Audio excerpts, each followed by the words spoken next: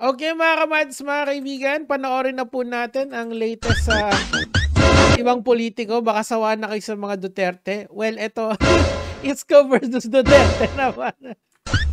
Sino mas worse? Siyempre ako. Lagi naman ako. Ito, okay, ano to? Anong issue nito? Ugali ni Isko revealed. Okay, sige. Panoorin natin. Nung natalo sa pagka-senador si Isko noong 2016, binigyan siya ni Duterte ng government ng trabaho. Oo nga, natalo siya noong 2016. Ang akin lang kasi, bakit hindi siya tumakbong senador ngayon? Ano, mainit kasi ang Senate dance floor ngayon eh. Congratulations nga pala kay sa number 1 at number 2 ng mga Tulfo at number 2 na Soto. Tuloy. Pang-ilan kaya si Isko doon? 27. Olat siya dun sa sa pagka-presidente, kaya bumalik na lang sa mayor eh. Duterte appoints Isko Moreno board member of North Luzon Railway Corps, okay? And then Duterte named Isko Moreno as DSW Undersecretary, okay? Good. Matapos mabigyan ng trabaho, ito na ang banat niya ngayon kasi sa mga Duterte. Duterte government. Ano ngayon ang position natin? Sige, pakinggan natin si Isko muna. Kaya gagawa sila ng mga salitang para yun ang mapansin, mawala ang direksyon sa kapalpakan ng iilang tao. Huwag na tayo magturo. Alam na natin kung sino palpak. Alam na natin kung sino yung mapabaya. Alam na natin kung sino yung puro ngawa. Ops, teka. Mukhang Gago! Mukhang binabanatan niya dati si Pangulong Duterte pagkatapos siyang bigyan ng trabaho. Mali naman yun, idol. At ako, bumabanat ako sa mga Duterte kasi, syempre, critic naman talaga ako ng gobyernong Duterte kasi pinklawan ako. Nakalimutan niya ang mga lahat. Of course, yun yung main ko, sila Ma'am Lenny, tapos sila Sir Rafi, sila Sir Erwin. Yan yung mga sinusuportahan ko. And of course, yung gobyerno natin, lagi naman akong pro-government since I am an influencer. Pero ito matindi. Pagkatapos kang isalba, kasi nga, wala nang pakinabang sa kanya siguro si Duterte noon, di ba? Kawawa naman yung matanda. Dito ako parang medyo nagsisimpatize kay Pangulong Duterte. Boo, Isko! Boo! Patuloy natin. Ganong sagot, nabili na yan. Ayan medyo...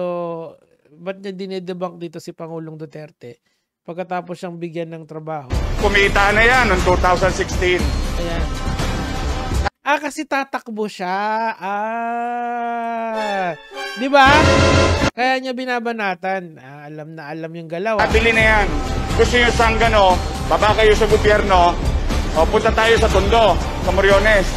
Bibili namin kayo, total, nagbebenta kayo ng away. Kwentas klaras sa tayo. Anyway, kakaharapin ko naman kayo sa Oktubre. Ayun, kasi nga tatakbo siya no. Sana all. Okay, ito naman ang ginawa niya sa dati niya. Kaalyado na si ex-Mayor Lim. Actually, merong ganyang history si Isko Kaya ako, medyo naawa ako kay Miss Hanny Lacuna. Diba? Kasi talagang siya ngayon yung parang, well...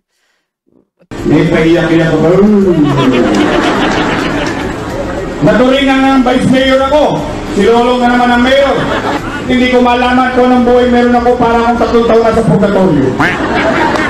Mga kaibigan, huwag may puro isusuko sa buhaya. Hindi ko kakayanin na silolong na naman ang alkalde. Ugali niya pala yun. Kaya pala. Kawawa talaga si Miss Hanilet Lacuna dyan, di ba? Kasi siya yung naiipit ngayon After iwanan siya ng napakaraming problema, si Isko Moreno naman ang tatakbo. Kaso crowd favorite kasi. Kasi dito sa Pilipinas, hindi naman tinitignan dito yung credentials Tinitignan dito kung sino yung popular.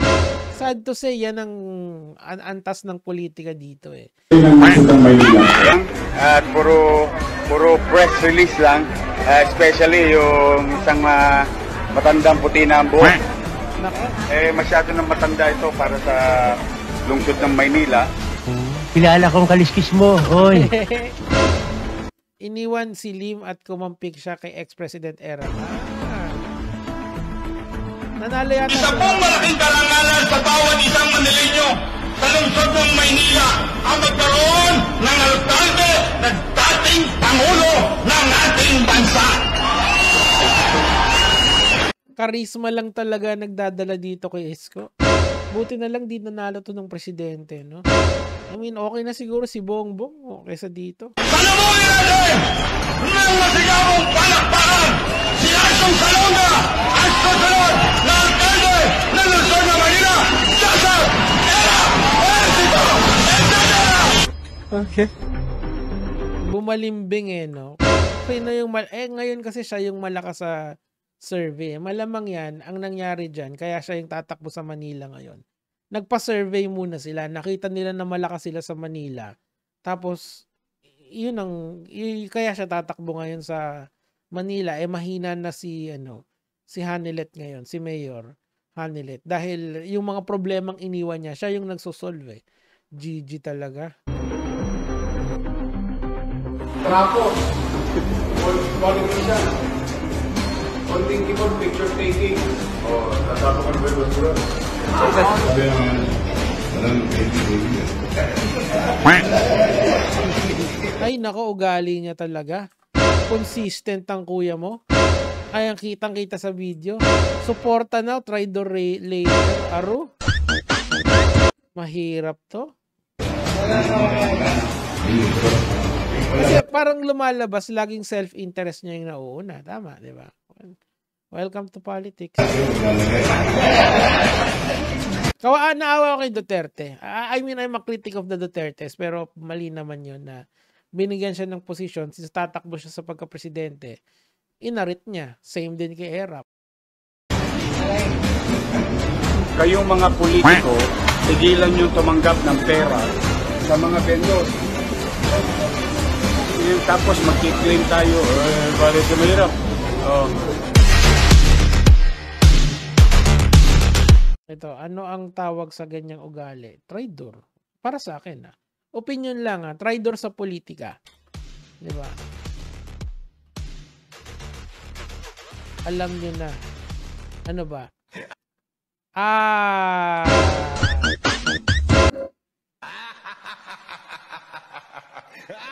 Actually, kawawa dyan si Hanilet Lacuna. Totoo lang. Sa ginawa ni Isko. Kaso, kaalyado niya rin kasi. Kaya hindi mo masabing hindi rin siya complicit. Di ba? Anyway, mga Lods, dyan sa Manila, kayo na lang ang bahala. Pero, na ano lang ako dito kasi kasali si Pangulong Duterte. Naging topic natin yan for last year and ngayong taon na to, di ba? But this is too much para sa akin. I think, kung sa totem pole ng hindi ko gustong politiko, nasa baba si Isko. Pero, yun lang yung sa akin for today. Gege mga